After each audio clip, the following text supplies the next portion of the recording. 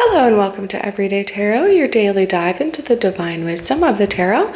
I'm your host, Camille A. Saunders, healer, tarot enthusiast, and professional witch, and today I'm answering the question, what's the best way to start learning tarot?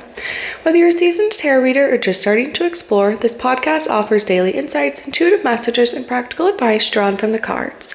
Each episode is designed to help you connect with your inner wisdom, find clarity in your decisions, and tap into the energy of the universe. Tune in every day, Monday through Friday, for fresh perspectives and empowering guidance from the tarot as interpreted by me. If you love the show, the best way to support it for free is by listening daily, leaving a review, and subscribing or following in your favorite podcast app. I am offering a 12-week Tarot for Transformation live course this summer where we are deep diving the first 12 of the major arcana cards all together as we embody archetypes and learn how to transform ourselves through the tarot. So the link to check out the full details is in the show notes. If you're interested in crafting your own tarot cards, maybe you find your creativity coming back to you as we're starting to enter the cooler, darker months, at least in the Northern Hemisphere, you can go ahead and get my full workshop with the hour-long recording with my step-by-step method, examples of the cards I've created, journaling questions, and a PDF to walk you all through it for just $33. The link is in the show notes to purchase that now. I've also updated my Patreon benefits, so if you want an individual card pulled for you once a month live on the podcast, join the Everyday Tarot Patreon family at the Lovers level. If you'd like to support the podcast even further, you can get a one-time individual 5-card reading in addition to all the other benefits if you join the Witch Bitch level on the Patreon. And we'll have a new moon collective tarot reading coming up soon, probably in about a week. Because the last one, which I have the link for in the show notes, was the new moon in Virgo on August 21st for the collective tarot reading replay. If you want to check that out to see kind of, what it's about, what was going on in this past new moon and full moon area, and as we are entering a new moon coming up soon. If you're local, you can check out my Let's Talk Tarot meetup group where we chat with other tarot enthusiasts. You bring your favorite decks and play with tarot and oracle decks all together. We also do a lot of answering questions, sharing experiences, talking about our coming back into kind of like witchcraft or magic. If you're interested in celebrating the full moon, I'm holding full moon women's circles for the rest of 2025. Join my colleague Izzy and I under the glow of the full moon for an evening of connection, reflection, and ritual. We will be meeting at Thresholds Collective in Tacoma the first Sunday of the month to welcome in the full moon together. Upcoming dates are October 5th, November 2nd, and December 7th. If you're interested in my free PDF with the 2025 5-card tarot spread I created just for you, my lovely listeners, at the beginning of this year, you can get that by joining my newsletter list. My weekly newsletter always has the most up-to-date information on upcoming events, presentations, musings, and more. And if you don't already know, I am a sex and relationships therapist and coach, seeing clients virtually all over from my home office. I love working with queer, poly, and witchy clients, so if you'd like to work with someone that doesn't judge you, is witchy just like you, and helps you learn how to deal with anxiety, chronic pain or illness, communication issues, self-advocacy, and sex, head to my website and book a free consultation now to start your journey. You can find the links for any of these offers in the show notes or on my website, CamilleASaunders.com/everydaytarot, in addition to the images of the cards I pull for each episode. All right, welcome to season 14, where I'm answering all of your frequently asked tarot questions. If you haven't listened to my other seasons yet, you should check those out. But today I'm answering the question, what's the best way to start learning tarot, right? Maybe you just found this podcast, you've been listening to my frequently asked tarot questions, maybe you got a deck, maybe you're learning how to shuffle, you're starting to enjoy tarot, maybe you're doing it somewhat regularly, but you're like, okay, when am I gonna get off book? When am I gonna be able to recognize the symbols across different things? Or when am I gonna feel like I know the tarot?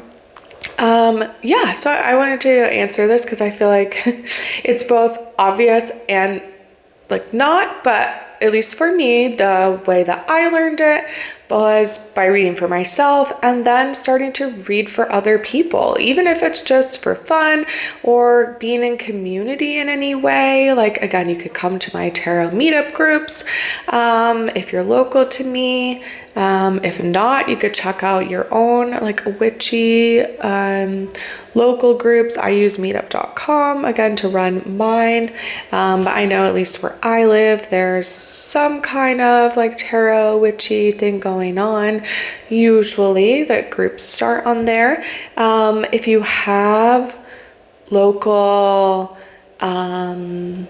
like witchy, craft, herbalist, metaphysics, crystals, stores, you can always go there. Sometimes they will have tarot readers. So that would be another way you could get a tarot reading to just kind of understand, how does this work, right? Like, what do they do? How do they shuffle? Like, what decks do they use? How does it work, me asking a question and getting answers back? Like, how do they know if they need to pull another card, right? All of these sort of like what ifs questions that can come into our minds when we're reading tarot or learning. Sometimes also, like, there are definitely online courses and there are books. I feel like for the most part with the online courses and books, it's a very like memorize it is the instructions you get, which personally was not helpful for me, right? There's 78 cards. That's a lot of memorizing. And I don't know, at least for me in the education system growing up, like memorizing is just like a little scary. Like it's very like hard.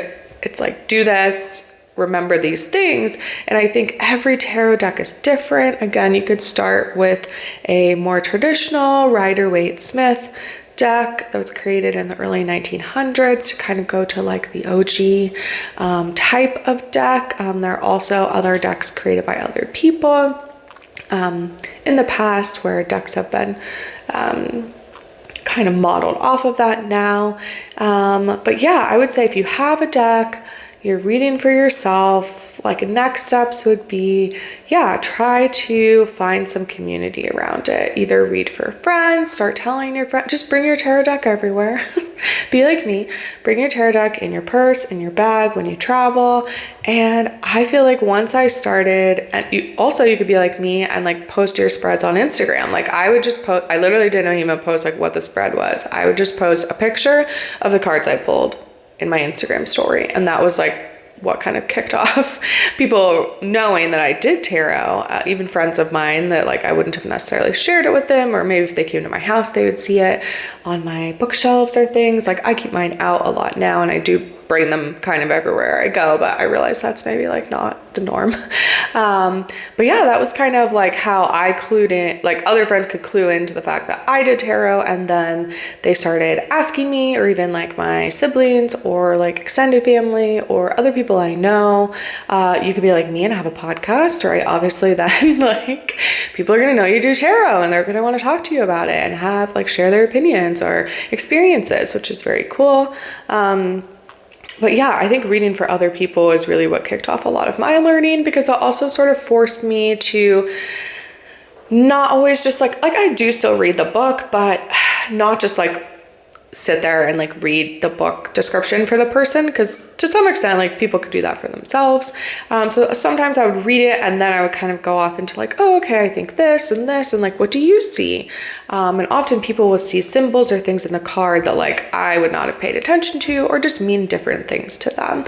So yeah, I really think, I don't know, in grad school we did this whole class, like a research class, and we talked about like setting goals.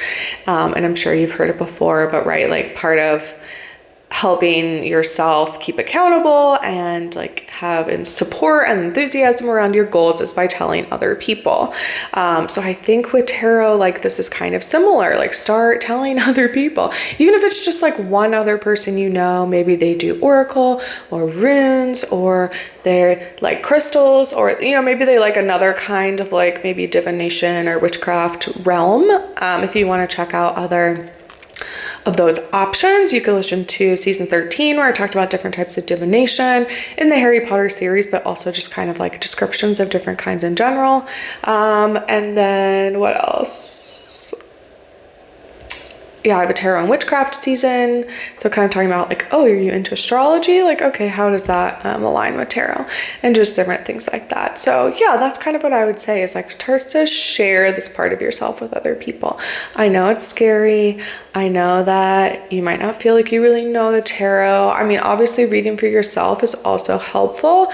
I just think, again, as someone that like is a lot in my head a lot of the time, or kind of trends towards that, like actually having to say it out loud, actually having to kind of like prove to myself that I did know things about tarot. All of those things were helpful in my journey of understanding more about the tarot. So yeah, I'm just going to keep it short and sweet and we'll end there today. So I'm going to pull a card to see what the cards have to say on this topic. What do the cards think is the best way to learn tarot? Let's see what's in here. And I'm going to be pulling from my newest deck, the Norse Goddess Rune Oracle, by Rebecca Joy Stark, and artwork by Shannon McLeod. All right.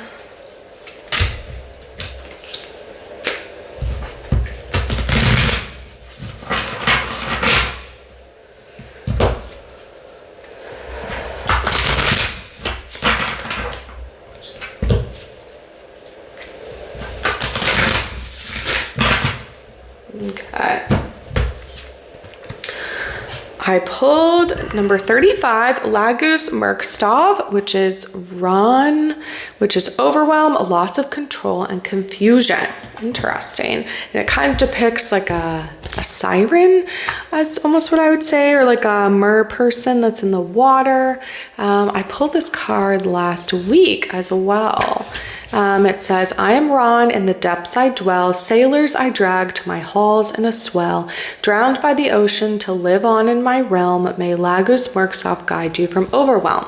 So Ron is the goddess of the deep sea, pulling sailors to their doom. She is the mother of 9 daughters who personify the ocean waves, the goddess of stormy savage seas who takes drowned men to her hall. So we think about the divination meaning of Lagus Merkstav, that's the rune that's associated with this card. It is overwhelm, right? And I think a lot of us have this when starting to learn tarot. It's like, oh my God, there's 78 cards. Everyone does it differently. Every deck is different. Like, how do I do this, right? Maybe feeling, like I said, drowned or overwhelmed, intimidating, inspiring fear, anxiety, and a loss of control. This rune reversed calls your attention to your emotional well-being. Are you drowning in overwhelming emotions? Are you ignoring them and swimming against the tide? So this rune brings a sense of confusion, right? And maybe this is how you're feeling right now, and your intuition or emotional awareness feels blocked, like you're swimming against the current. So instead, it's advised to seek stability, go with the flow, and use your logic to navigate a safe place. If the tumultuous waves are caused by others that you feel constantly need to rescue, it's time to give yourself stability. Rather than diving in to save those who are drowning, become the lighthouse. Firmly planted on the solid ground, you can light the way for others without risking your well-being. It's easier to navigate troubled waters when you can see what lies ahead. In the meantime, stay strong, for soon it will calm. I feel like this is very much about, right, saying like, oh, I can't do it, I'm confused, I don't know all the answers. But this is saying, right, like don't act like you need to have all the answers. That's not what tarot is about. Right?